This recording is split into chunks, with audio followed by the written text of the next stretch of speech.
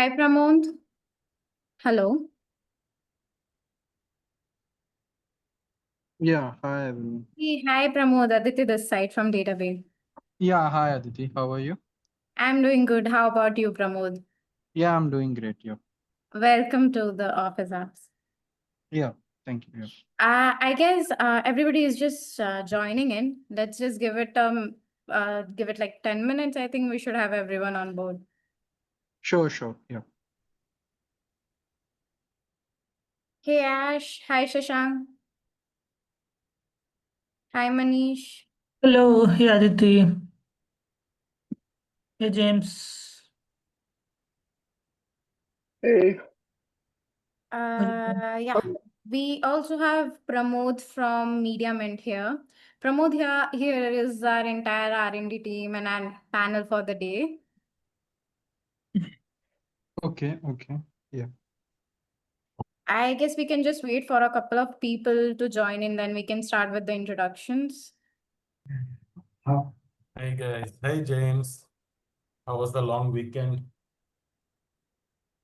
well, I actually didn't have a long weekend. Because I'm in Canada, we had our long weekend the week I before. thought the weekend before was the long weekend in Canada. I was speaking to somebody at Canada and they said that, okay, last week Canada was closed. This week US is closed kind of scenario. Yeah, like I worked Monday, but the previous Monday I had a holiday. Got it. Have you also been traveling? I was traveling 3 weeks ago.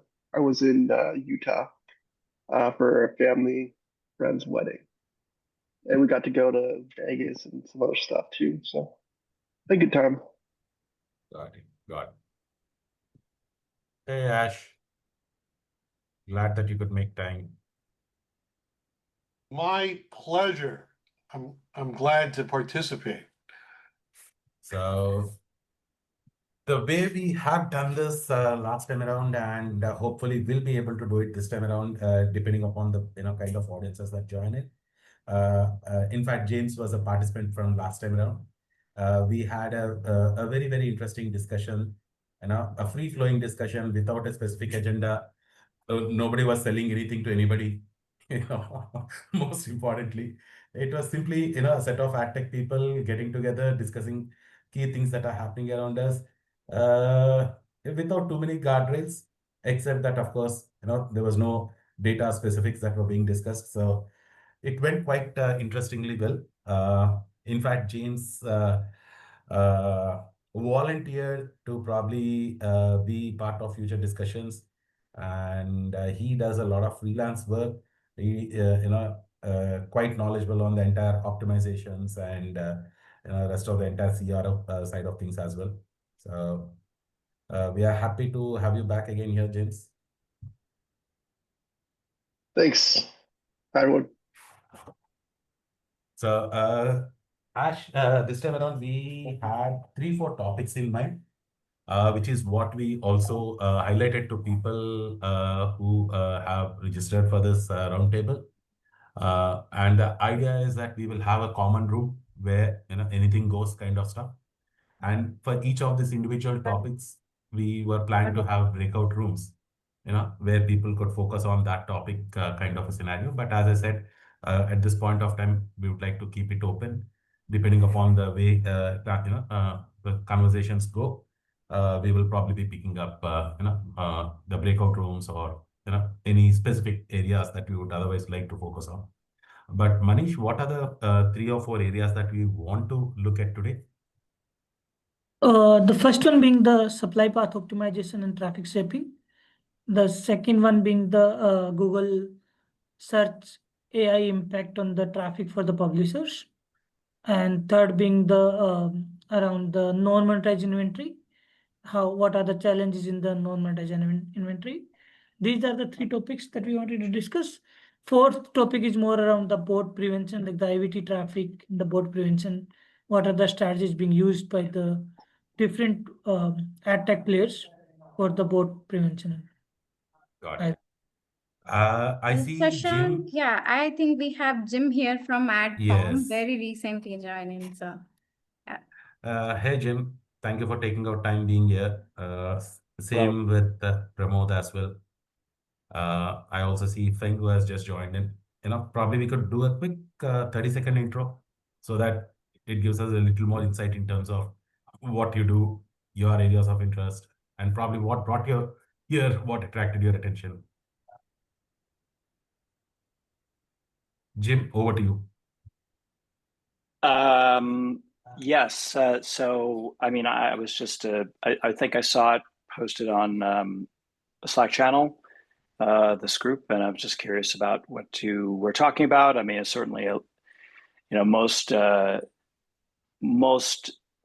these types of discussions are very commercially focused, so they're more about sales, and it seemed like it was more of a technical discussion, and I just wanted to kind of discover that and figure it out what to do. My background is basically I've been an ad tech for quite a long time, and I've been working for both the publisher and buy side, and so it's I've had quite a lot of experience, and certainly have dealt with a lot of the issues that we're going to talk about today. Thank you, Jim. Thank you for that short intro, and glad that we were able to come across you. The point that you made was one of the reasons why we thought we should probably have a format like this. When we get into a lot of our sales calls with our prospects, a lot of times, some of the publishers and even sometimes some of the ad tech companies, it kind of goes into a consultative mode or a discussion around an emerging trend. But a lot of times these get constrained because of the nature of the sales call, wherein there's always this pressure to eventually close something. And we felt that we were not really doing justice. So we wanted to have a platform where we can talk freely. There's nothing, being sold, as I was saying, there's nobody selling anything. We just want to, interact, understand the trends, share what we are seeing as somebody who is, helping a lot of people in the industry, and exchange, understanding from the other side as well. So I also see Jay who has just joined in. Jay, probably a quick intro, in case you're interested.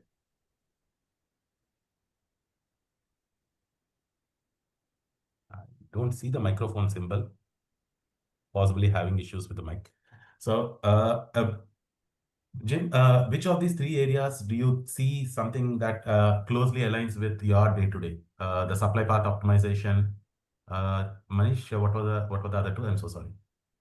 I mean, I think I deal with the issues, all the issues that were listed, the four of them, things like brand safety and all that all the time. I think SPO was probably the one that was concerning, which was interested to me, wanted to find out what other people were doing, were talking about.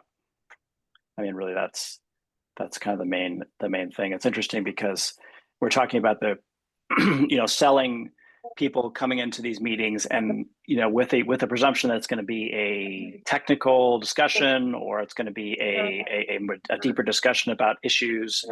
I, as part of AdForm, they're a member of the IAB. I was involved in lots of their discussions around some of these issues, things like CTV, and one of them was about MFAs, which are related to SPO discussions. And they had people on there who were from companies whose business model is to identify MFA. So it became that's an example of something where a commercial or a perspective that benefited those companies kind of didn't made it less of an open discussion. So it was a pretty interesting thing. You just hopped I'm off that assuming- one. I know people on that call. Oh I yeah, was described as a shit show. yes, it was. It was. Jim, when you're referring to the Jones Media showcasing some of the MFA websites, is that the episode that you're referring to?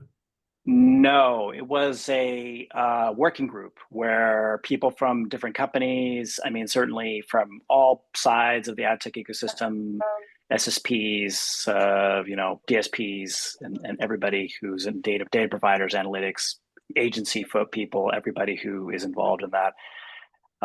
It was but they also had people who were very high up from DoubleVerify and Integral Ad Science. They kind of tried to steer the discussion towards their their definition of what an MFA is, which doesn't necessarily benefit any buyers or advertisers. So it was a very lively discussion. I felt like they ignored a lot of the issues with those types of things, but they did tend to want to define the problem in order to sell a solution that they're offering for that, which is actually not as good as they think it is. Manish, Jim, what have is you our seen- point of view? Sorry, Ash, James, you're saying something. No, go ahead. So, Manish, yeah, what sorry. is our point of view on that? Yeah. What is my point of view? Or I'm coming to you, Jim. James, I'll just come back to you. So, Manish, what is our point of view on this entire point that Jim has brought up? The entire Yeah, MFA. Jim, like that has been a gray area that different companies have different measurements of the MFA. But for us, that when we look into the MFA, correct, when we try to say that this site is MFA, like we try to analyze for our SSPs, the main parameter that we look into is that, hey, how much search traffic they do have and how much is the paid traffic, correct? If someone is buying a lot of traffic, that means they are buying for an arbitrage publishing, correct? That is one of the factors that we look into. And the second thing that we have been looking into is around the ad content ratio, that, hey, what is the content ratio between the ads and the content they are displaying, correct? And maybe Saiteja, do you have any other ideas on what are the other parameters we look into to define the MFA? I think, like as you said, Manish, like the most important factor we generally see is the MFA factor dependency rate. We generally follow Jones Media scores for most of our SSPs also. One in the case what you were mentioning, whoever has more than 90% of paid traffic, we don't really try to spend on those kind of domains or publishers because their business model itself called arbitrage, right? So which is why that is one of the main reason we take into consideration. And as you said, like add to content ratio, and maybe someone has more on the clickbaits kind of articles or links, right? Even those categories also we push them into the MFA model. Yeah. And there are a lot of sites which has evergreen Content. content, correct? Yes, someone who doesn't Their refresh their content doesn't content. change. We have Yes. seen the sites which had like almost 80% of their articles were published 7 years back, correct? And those they are not changing. That they are not changing any articles. They are keeping those same. So yeah, Jim, that is idea that we have. But yeah, I would love to hear Jim and James your thoughts and ask maybe what do you think? How do you define MFAs? Yeah, so I mean, have you guys seen the Brand Safety Institute tool? I love this tool because like any publisher can sign up for this for free. I put a link to one of my clients' reports. So the Brand Safety Institute went and made deals with Adfontes and DeepSea and IIS and Jounce and Pixelate to see, so publishers can know whether they're being classified as MFA.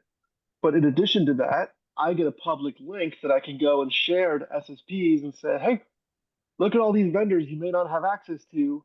Coming from the Brand Safety Institute directly, we have all these approvals. Like we are not MFA on any of these domains.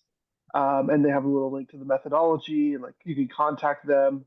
And any publisher who may be classified as MFA incorrectly kind of has like a way to go about getting that rectified. So there's actually actionable steps here that from the Brand Safety Institute to correct this. The other thing that I would say is I can't really share this link, but I can share my screen.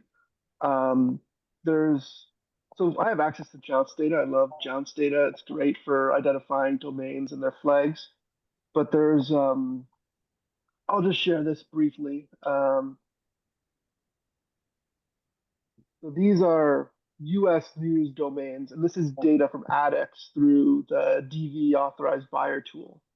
And one thing that I'm constantly looking at when I'm looking at, very few of these domains are clients of mine. This is just general data I have access to because I have access to the tool.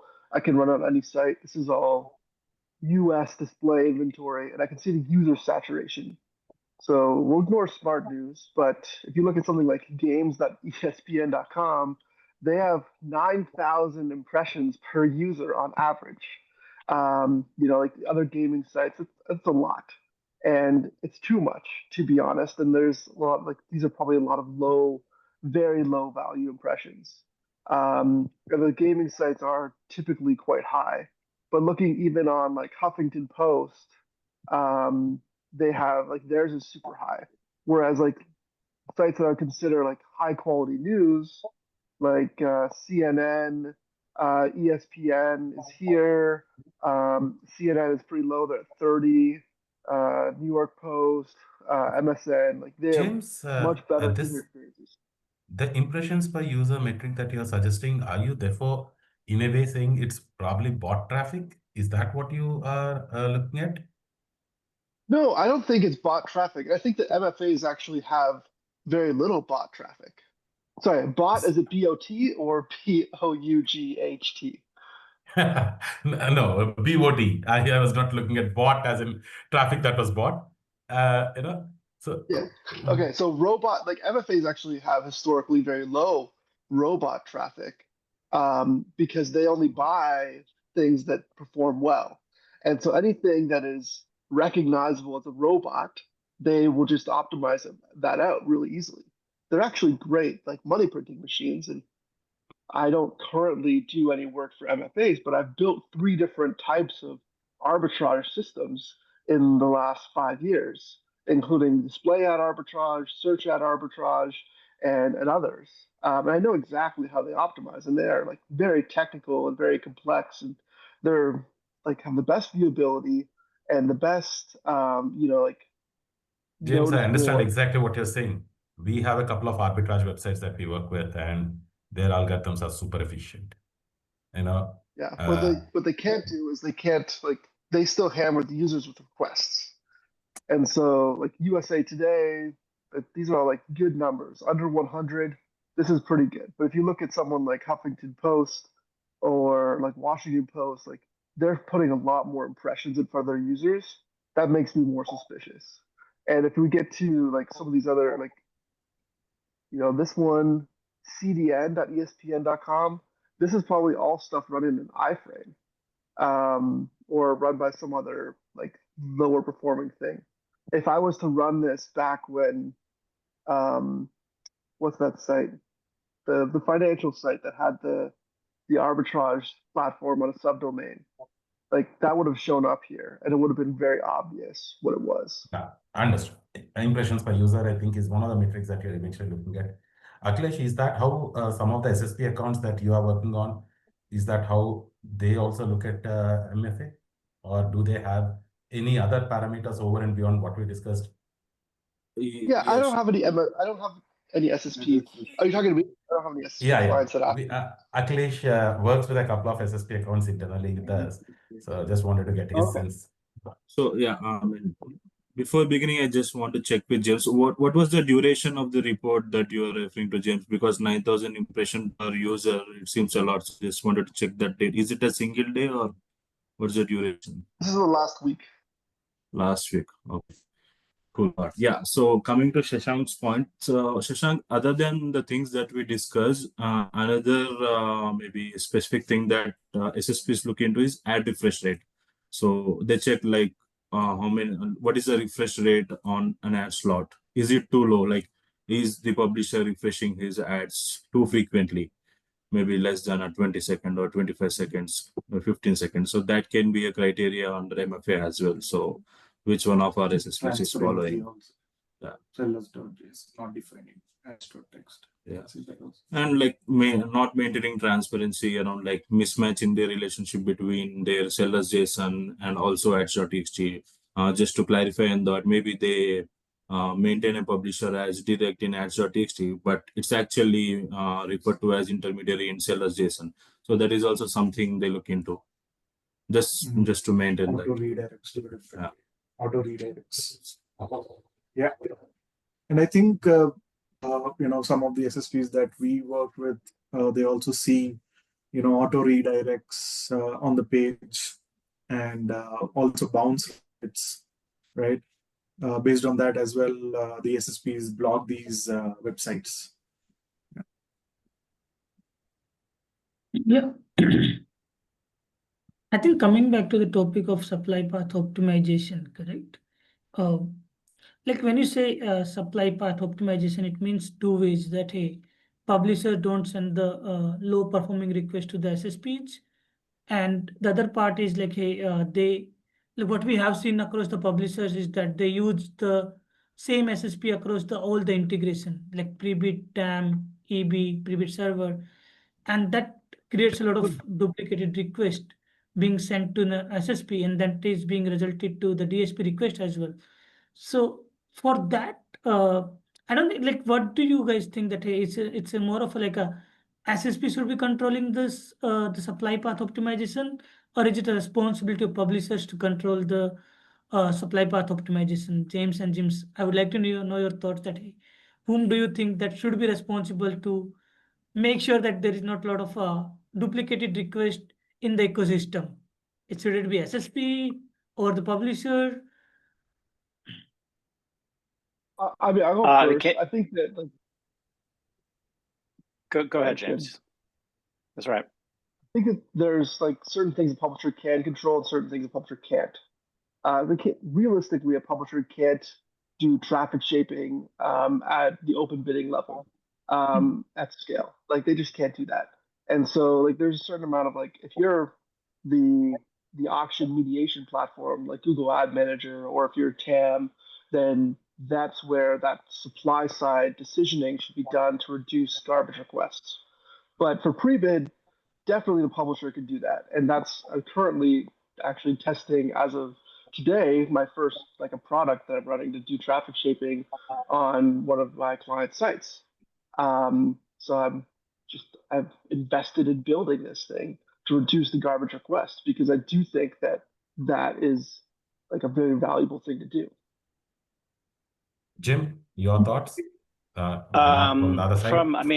From a buy side perspective, I think the basic thing that they look at is the supply chain object, which is controlled mostly by the SSP.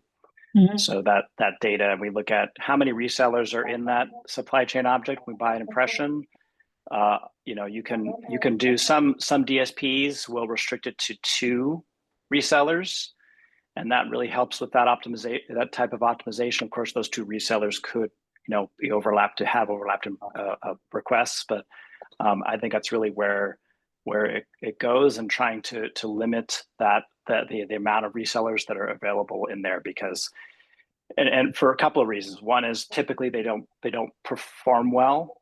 They can, but if you're looking maybe for something like if you're doing a very basic metric like CTR, then they may perform well for clicks, but for any type of performance conversion metrics, they don't. The other reason is because once there's a lot of hops in that supply chain object, then you have lost data. So you have lost data like geo-targeting, anything that's sent in the bid request. I mean, any type of information about the user can be missing a lot more often once you have that longer object. So I think for that's kind of from a buy side, DSP side, that's really the main issue that we look at. In fact, the other way, Since we've threatened that this is a technical call, I'd love to double click on that for both of you. James, when you're talking about this approach that you've taken for a client, what exactly is the implementation that you're exploring? Are you leveraging bid request fingerprinting? We are running a JavaScript library with a WebAssembly backend to, on a per user basis, evaluate which bidders are performing and bidding in real time, storing their bids, storing their participation, and then cutting out the ones who are not worth sending a request to.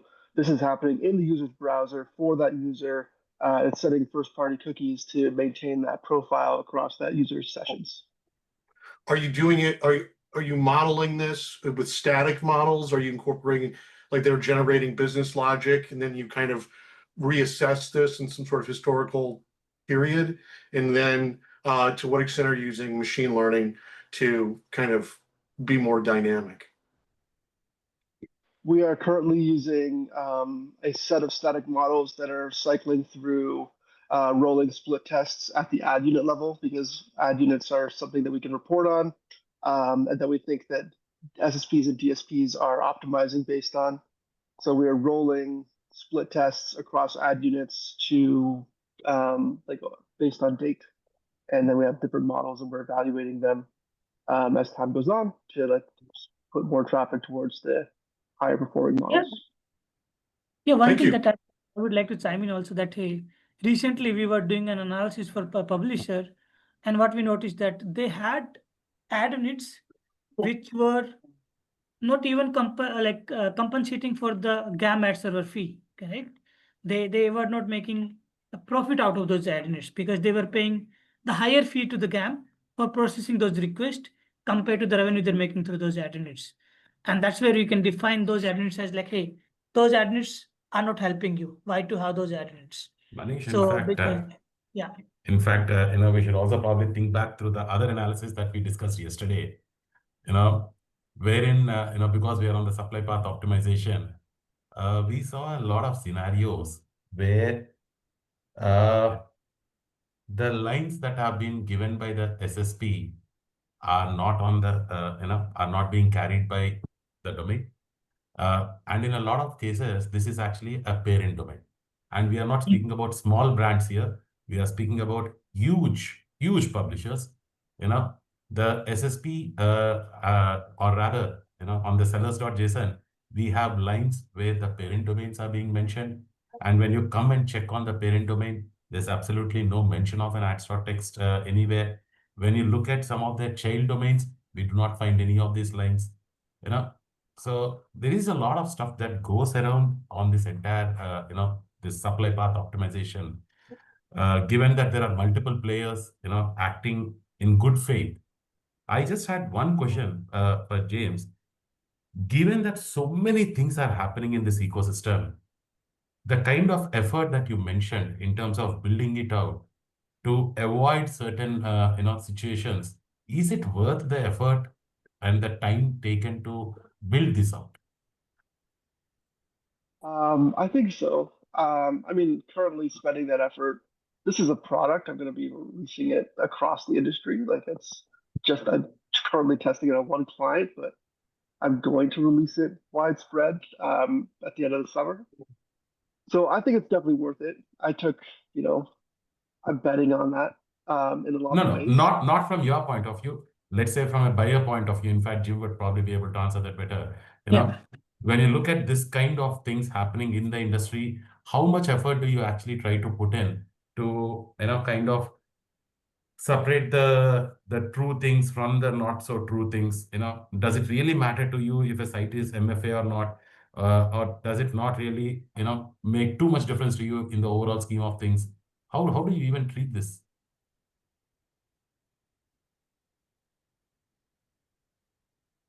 Sorry, was the question for me, from the buy side? Yes, from the buy side. Well, I mean, I think there's also the definition of an MFA, because there are like a lot of floating for me personally, it is more about arbitrage than actual made for advertising MFA for arbitrage. The problem is if you start restricting publishers' ability to, based on, we've got too many ad units, there's too high a refresh rate. You have to, I look at it from, I used to work on the publisher side too, and I understand that, you have to do, a lot of publishers doing things to try to monetize their content. So that may be that you have a homepage that has, 50 ad units on it or something like that. With different, display, video, everything. So, and that is not, you can't really exclude sites based on that, because that is, big publishers, obviously, especially news content, they'll have a ton of ad units. They'll do high refresh rates. They'll refresh up every few seconds. So,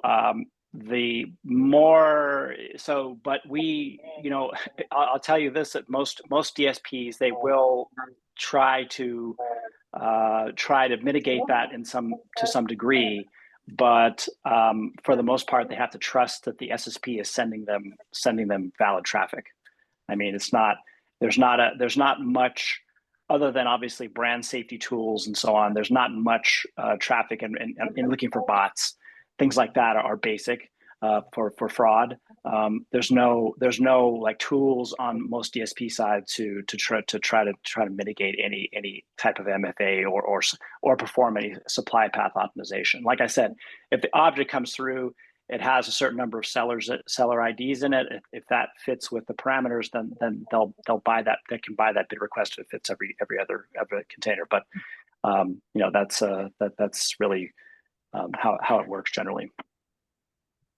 Jim, one thing that coming back to the question that Sasank was asking, correct? Like, hey, how important is for the buyers that, hey, the ads.txt and the sellers to JSON should match apple to apple? How important is it for the buyers? I know that you mentioned that you look into the chain object, but what is the importance of ads.txt and sellers to JSON?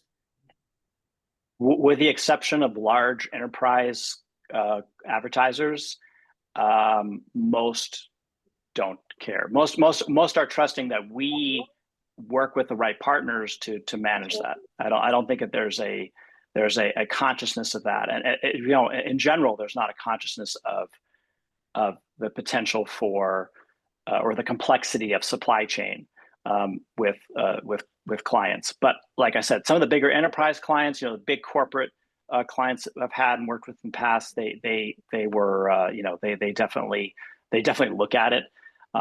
Although oftentimes they'll just say, well, and if they're, especially with an agency, really is the gatekeeper for advertisers anyway, and they'll go, the advertiser will base their judgment of this type of problem or this type of issue through the agency's perspective, and oftentimes the agency is not motivated to provide high quality traffic, right? They don't care that there's duplicated bid requests across the same publisher.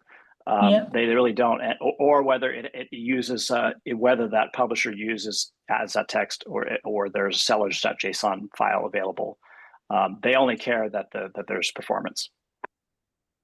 Got it. But one thing, Jim, we have noticed, like when we do if you ask me, we work with a lot of SSPs, and we have noticed that if the publisher add 1 or 2 lines of ads.txt, there is a good revenue uptick for those publishers.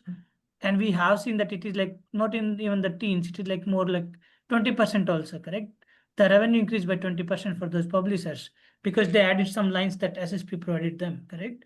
So I on that point, I see there is an importance of ads.txt, but as you mentioned, it might be for the big enterprises, but not for the smaller ones. So it could be because of that as well.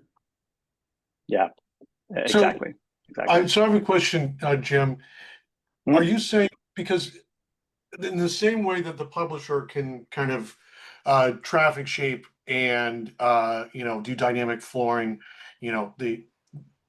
at this point, folks can build these things internally. Obviously, James built one for his client. So technically, the DSP can engage in the same exact exercise. Are you saying that they're not doing it because the incentive is not there and not because it's technically challenging? No, yeah, I think it is. I think it is because there's less of an incentive. Now there are some DSPs, like say Trade Desk, for example, that are trying to build their own sort of SPO product, but I don't think it's had a ton of adoption so far. But yeah, that's generally true. We rely on the SSPs, and now of course SSPs are doing their own curation, so they are determining, and all that is based on either say an audience layering or a contextual layering, and they won't send you a duplicated bid request. They'll just send you a set of bid requests that fit whatever targeting there is. So the publisher has little control and on that in that respect, but they can work with the SSP to try to get more, to get included as part of some audience and on the buy side. I think you just answered this, Jim, but just trying to come at it from a different angle. We know that audience duplication adversely affects overall performance, right? And so given that's true, shouldn't that incent the DSP to have, a better network and effectively demonstrate better performance? Or again, is it the case that they don't perceive the performance being meaningfully changed relative to the trade-off of losing inventory? Yeah, the latter, where it's they don't see that trade-off. But honestly, I mean, this is a completely another issue. But identity is a huge concern, because it isn't, if frequency is high and you don't have good performance, that's certainly one issue. But if you're, the identity is very fragmented in the space, especially with DSPs, and publishers, and everybody's using a different ID. They're working with Google, they're working with Trade Desk, they're working with any number, like a LiveRamp, or any number of commercial providers that will identify users on the publisher site. So with that fragmentation, there's not even a very, in some ways, not a very consistent way to identify users. So publisher, let's say one publisher has, it sends a bid request for a user, and that same user goes to another publisher, and then bid requests are sent for that user, but the buyer does not have any idea that that's the same person. So they have really have no idea. In some cases, they won't have any idea of how to even measure frequency. So and that's a problem. I mean, Adform has tried to solve that. They have their own solution for it. Other platforms are maybe using machine learning or AI to try and make those connections between the two users. But generally speaking, they sometimes don't even have any idea of how frequently they're serving an ad for the same person. I have one more question there. In fact, Jim. Yep. In the passing, we mentioned about how SSPs now have started curating inventory. Are you really excited by that? Are you now looking at being able to get named inventory, sliced across different dimensions? Does that really excite you on the buy side? Yes, I mean, it absolutely does. If you're, the more information more data you can get about the publisher, the better. But yeah, certainly there is for buyers, certainly for agencies and advertisers, concern for premium inventory. So quality inventory, that's not long tail. That's definitely a concern. A lot of times they won't. Buyers, shy away from in-app traffic, which I think is a mistake. But because there are so many more people on in-app now than there were in the last few years ago. But yeah, there's definitely a focus on having more data about that publisher, as well as certain buying certain publishers that certain domains that are premium. So does that mean that we need to advise our publishers who have been asking us, should we be a part of this curation exercise? Is that like a very strong yes? Because obviously your interest will also turn into higher dollar. Yeah, if you can provide users that are within certain categories, especially every vertical's out there. There's everything, like Adform, for example, doesn't shy away from advertisers who are what they call in restricted categories. So things like tobacco or gambling, cryptocurrency, things like that. Other DSPs won't even buy that traffic, but if you have publishers that do that, that's certainly that have those types of users on their sites. They're definitely there's definitely opportunity for that. But generally speaking, there's not. We have a wide variety of advertisers, not necessarily buying in those categories, but yeah, definitely. If you have those users, you should definitely be a part of curation efforts in certain categories. Health, say for healthcare, for example, a healthcare client, you have healthcare users, a health site, health content site. Those are things we should be part of that. James, have you started recommending your publisher, clients to start getting into this curation? To start offering their inventory? No, not really. I mean, we have reached out to certain publishers for certain cases, but there's no it really depends on the client. James, how about you? Have you started recommending to your publisher clients to get onto the curation bandwagon? Yeah, I think that we are looking at that. I'm good friends with Lila Hunt, who's been pushing pub-led deals, and I think that we know we're in curation deals already. Currently, my approach is to measure, and I'm working with some platforms to help measure the curation we're getting included in right now. But we are looking at taking that into actual insights to increase curation or increase the correct type of curation, which is curation is accurate and gives us a little more control and does it cost a bunch of extra money. That's what we're looking for. But measurement first is our approach at my consultancy. Manish, what have we been internally advising our publishers, the smaller ones and the bigger ones? Because I think this has very different kind of impact on the bigger people, bigger publishers vis-a-vis smaller ones. Yeah, Shashank, for us, it's definitely yes that we are advising the publishers to be part of the curation. Look, what we have seen that for the bigger publishers, like you take the names of like Insider and others, they have almost 20% of inventory is being transacted through the curated deals through some of the SSPs. So that is a positive note because the CPM difference between the open market and the curated deals is around, you can say it's double sometimes, correct? So that has been helpful for them because of their they are being part of the curated deals through the SSPs. And yeah, maybe anyone else? I think Manish, for the smaller publisher, it's not a positive thing because most of the SSPs don't include them, and I don't think any premium advertisers would be interested to bid them because whatever SSP says that they believe blindly, right? So that's the way for an SSP to recognize it's a premium inventory or not. So most of the smaller publishers won't see those advertisers bidding on the inventory at all. So I think that's one of the reasons we don't suggest this to mostly for smaller publishers because they don't get any value out of it. Yeah.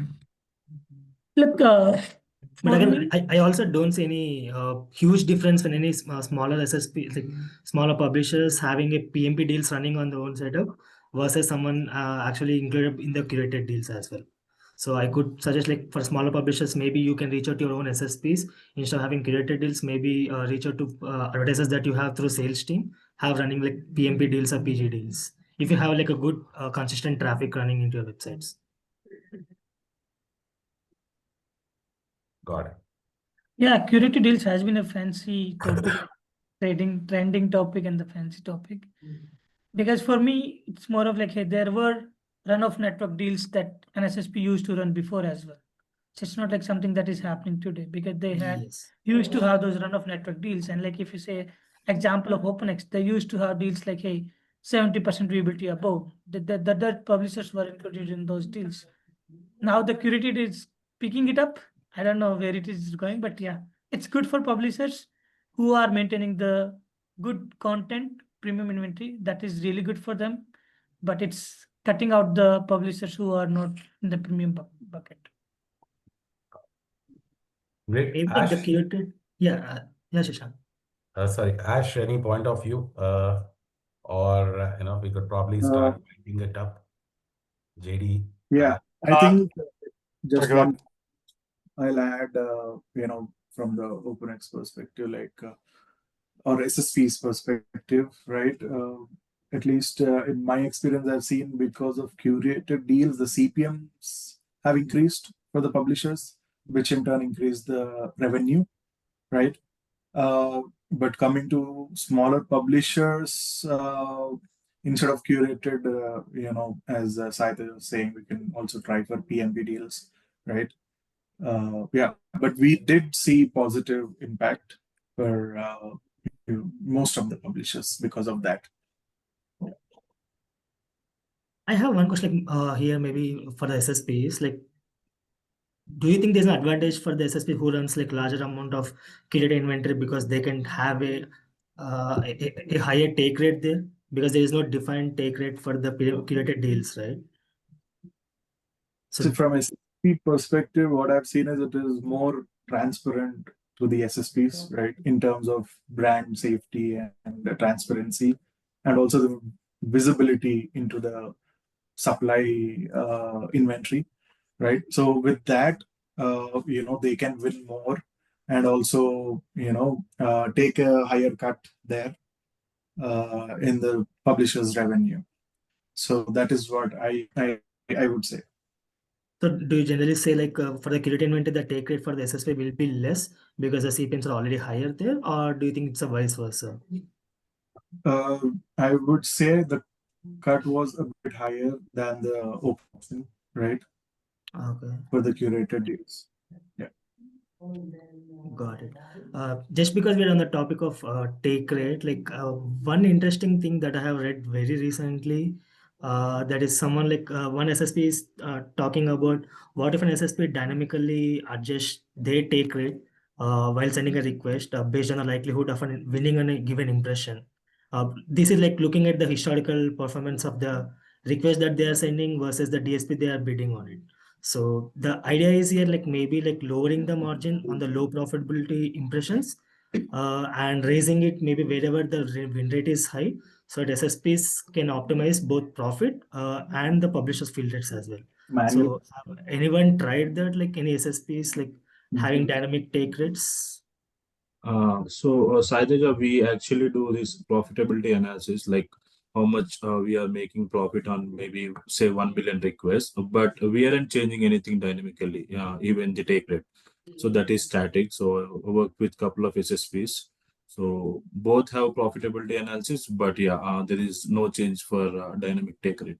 So I think it's a pretty considerable opportunity. Right. To build something for them internally. Yeah, actually, I have seen SSPs, I think like Xander, they do this dynamic, take rate. Saiteja, like I worked with one of the clients who were using Xander, and they used to change their cut in every bid that they receive based on the audience, right? I'm talking in terms of the advertiser perspective, right? Say, I want to buy, ad slot at say $3, and now based on my targeting or the audience, I have seen, for every request, Xander changes their cut, right? So that's an option. It's already there. Yeah. Yeah, there are some of the newer SSPs that have this as a feature. There are also Index Exchange just released this as an optional opt-in, so you can like any publisher could email their Index Exchange rep and opt into this feature. We haven't had a chance to test that yet, but we are considering it with one of my clients. Yeah, but I mean, we did not try, dynamic much, but manual analysis, which we do on a monthly basis, right? That helps a lot, right? Where we try to, change the cut that SSP takes, or how much we take from each bid based on an analysis manually. That is something we like. Let's say sometimes, the publisher's revenue drops, or maybe because of the buyers are not showing interest. In those cases, we try to take less cut, and try to, in next 1 or 2 months, try to improve their bid rates, and then again take a higher cut. Yeah. So I think that like this is something that Google did like 5 years ago and was mentioned in the antitrust lawsuit. So like there's also like that concern that the averaging the rev share is a problem. but with Yeah.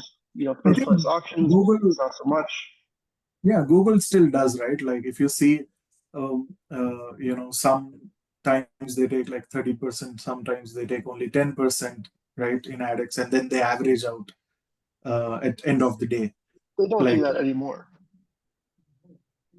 I, They do, But, and like depends on the pipe. So like Google AdX is like a flat fee they take, but then if it goes through other Google products, then there might be other fees. But it's not dynamic anymore. But James, I have seen for a few of the publishers, the billing, whenever we go to billing reports, right? Maybe there is not any change in the take rate they do, but if you see the ad serving fee on the request that they pass to ad server, for every month, I see the ad serving fee keeps changing. I don't know on what factors they do that, but even though there's same source of the request that we are sending from last month to this month as well, so there is slight change in at least 10 to 15% change in the ad serving fee from the Google. Like in Google AdX? Yes. Okay. Now you're not talking about the ad server fee, like the CPM fee that they tack on for using GAM. Yep. I'm saying maybe they don't change anything in the take rates, but they do keep changing in this ad serving fee, because at the end of the day, whatever serving fee they have, they will cut it from the AdX demand, whatever so is being served, right? I think Well, what that we fee have is seen. static, and you can calculate it. It's just that there's some complicated factors about other request types and unfilled impressions. So that's a static fee that you can calculate, but it's a little complicated to do the math. But it's definitely possible. I have reverse engineered that fee. I think Saiteja, if I'm not wrong, some of the publishers, I think we have also seen that, AdX try to change their cut and win more compared to, pre-bid or, other partners, if I'm not wrong, right? Yes. Yeah. You do that, yeah. Yeah, it's possible, I guess. Like, I think that I'd be interested to like see some of that data, like see how you did your analysis, and like try to replicate it. Yeah. I think maybe we can take some thoughts from Jim as well, because he's from the SSP here. So maybe any thoughts, James, on how take rate is valuable if you do that More from the buy side, but yes. I think it also applies. So I'm just thinking like if we can get any thoughts from Jim. I think that would be pretty interesting, because obviously pricing is a very big concern for advertisers. Adform only does pass-through costs, whereas the other DSPs, pass-through costs meaning like the SSP, the floor price, the floor price is just a consideration, but if they charge X amount for that impression, we don't mark that up. Other DSPs do mark it up, so they'll have their own sort of trading desk fee or something that's added to it. I mean, Adform certainly has their own fees, just sort of generally applied, but I don't think SSP I don't think that a dynamic take rate would factor into that as much, but there's certainly a pricing issue.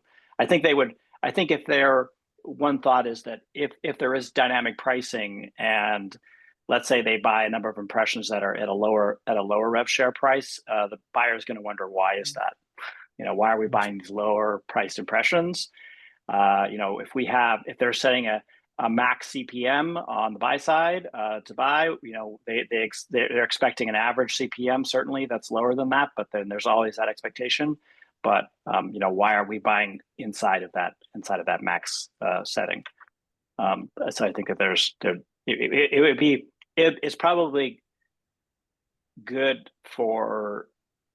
I'm just speaking, of course, like from a DSP side. I think publishers should absolutely get a break with some of these things, especially when their revenue's down. But there's for a buy side, I think that's something that's a level of transparency that buyers just generally aren't as concerned about. They're only concerned about the final price. Got it. I personally felt this is something like very interesting approach through traffic shaping for the SSPs, because as per you see SSP benchmarks, right? At max, they can see an SSP standard fill rate is not less like more than 1% actually, right? So at least in this way, having dynamic take rates, or this is also one of the way to throttle the impressions or request to directly what they are sending to DSPs. So which is why I thought maybe this is one of the easy way to even have better fill rates for their publishers, and like SSP fill rates also will increase so that they can take higher revenue from that. Saiteja, I think Google takes dynamic take rate wherever they have target CPMs, because we know like in target CPMs, flows do actually change. So maybe Google plays a crucial role there, like in terms of the take rate. So they alter the take rates in target CPMs, but eventually they average it out throughout the day or maybe in few days. That makes sense. So yeah. Saiteja, Akhilesh, I think let's take a pause here. James, thank you so much for taking out time being here with us today. When it comes to discussions like this, I think time literally flies. We are almost already on the hour. So we would continue to do these kind of, events month after month. Again, for us, if you kind of looked at this entire conversation, it was a free-flowing conversation. We do not, we really ideally do not want to put constraints. We don't want to force structure on this kind of free-flowing conversations. We would want to bring in more people, get more points of view. We will have a topic of interest, but we will not again restrict only to that, saying that this is what we're going to discuss. So we want to keep this kind of a format, going on. Would love to hear more feedback from you. In fact, James, now that you have been part of 2 of these scenarios, we would love to hear back, and we would probably get over, on